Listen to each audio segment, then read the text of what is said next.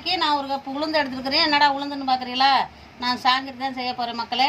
அதை 2 மணி நேரம் கழுவி ஊற வச்சுட்டு வந்துடலாம் வாங்க. சூப்பராக கழுவிட்டு வந்தாச்சு. என்னடா கருப்பு கருப்பாக கிடக்குது இந்த அம்மா காட்டுற உளுந்துல நினைக்காதீங்க. இது நம்ம வீட்டில் அடித்த உளுந்துல ஒன்று கருப்பாக கிடக்குது. இதை நல்லா நைஸாக நம்ம மிக்சியில் போட்டு அரைச்சிக்கிட்டு வரலாம். இந்த மாதிரி நைஸாக இருக்கணும் சாங்கிரிக்கு, அப்போ தான் நல்லா இருக்கும். இந்த மாதிரி நைஸாக அரைக்கணும் மக்களே. இதே மாதிரி அரைச்சிக்குவோம். இருக்கிற கொஞ்சம் அரிசி மாவு கலந்துக்குவோம். இதோட இன்னும் சோள மாவு அதே அரிசி மாவு அளவுக்கு கலந்துக்குவோம். ஆரஞ்சு கலர் ஃபுட் கலர் சேர்த்துக்குவோம். நல்லா இது கூட இதை மிக்ஸ் பண்ணிக்குவோம். மாவு ரெடி ஆயிடுச்சு.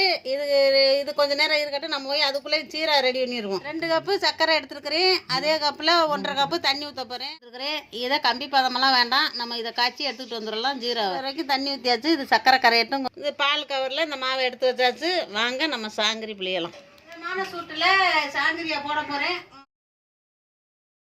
ரெடி ஆயிடுச்சு. அடுத்து அதை சீராவில் போடலாம் முடியும்.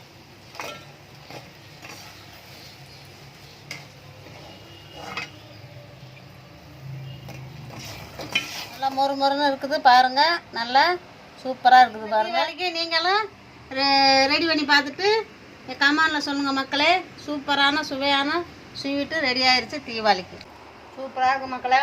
நீங்களும் ட்ரை பண்ணிவிட்டு கல்யாணிக்கு கமெண்டில் சொல்லுங்கள். மறக்காமல் ஒரு சர்ப்ரைஸ் பண்ணுங்கள் மக்களே. மற்ற பலகாரம் அடிக்கடி வந்துக்கிட்டே இருக்குது பாருங்கள். இன்றைக்கி எல்லா பலகாரமும் விட்டு உங்களுக்கு வீடியோவில் ஷேர் பண்ணுறேன். வாங்க பாய்.